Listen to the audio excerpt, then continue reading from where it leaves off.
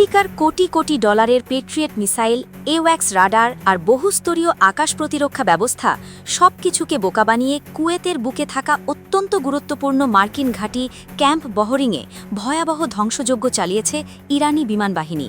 Billion ডলারের মার্কিন প্রযুক্তিকে অন্ধ করতে ইরান ব্যবহার করেছে কয়েক দশকের পুরনো F-5 যুদ্ধবিমান।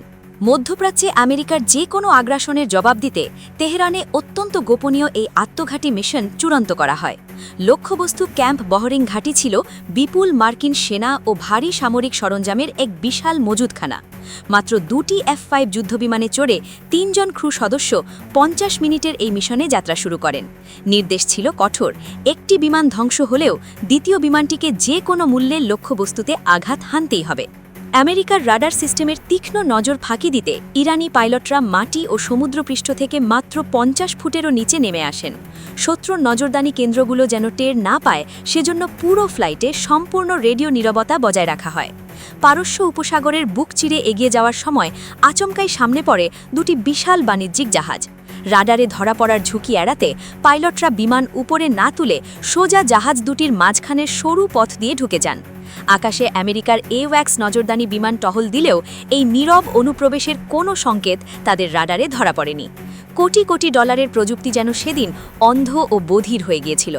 জলসীমা অতিক্রম করে কুয়েটের মাটিতে হাই ভোল্টেজ পাওয়ার লাইনের তারের নিচ দিয়ে তারা সরাসরি মার্কিন ঘাঁটির দিকে ধেয়ে যান। ক্যাম্প বহরিংয়ের মাথার উপর পৌঁছানো পর্যন্ত ঘাঁটির প্রতিরক্ষা সেন্সরগুলো পুরোপুরি নীরব ছিল। এই অভিযানে ইরানি পাইলটরা সরাসরি ফ্রি ফল বোমা ব্যবহার করে ঘাঁটির উপর ধ্বংসের দাবানল নামিয়ে আনেন। বোমার আঘাতে ঘাঁটিতে থাকা আমেরিকার সামরিক হেলিকপ্টারগুলো মুহূর্তের মধ্যে দাউ দাউ করে জ্বলতে শুরু করে এবং চোখের পলকে বিস্ফোরিত হয়।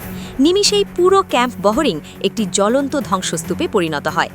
পরিস্থিতি সামাল দিতে আমেরিকার 3টি F-18 যুদ্ধবিমান উড্ডয়ন করে, কিন্তু মার্কিন রাডার অপারেটররা আতঙ্কিত হয়ে আকাশে উড়ন্ত নিজেদেরই 3টি যুদ্ধবিমানকে শত্রু বিমান ভেবে ভুল করে বসে এবং পেট্রিয়েট মিসাইল ছুড়ে ভূপাতিত করে।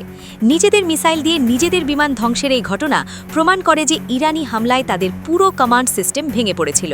এরপর রাডারের পর্দায় কোনো চিহ্ন না রেখেই ইরানি পাইলটরা নিরাপদে নিজেদের ঘাঁটিতে অবতরণ করেন।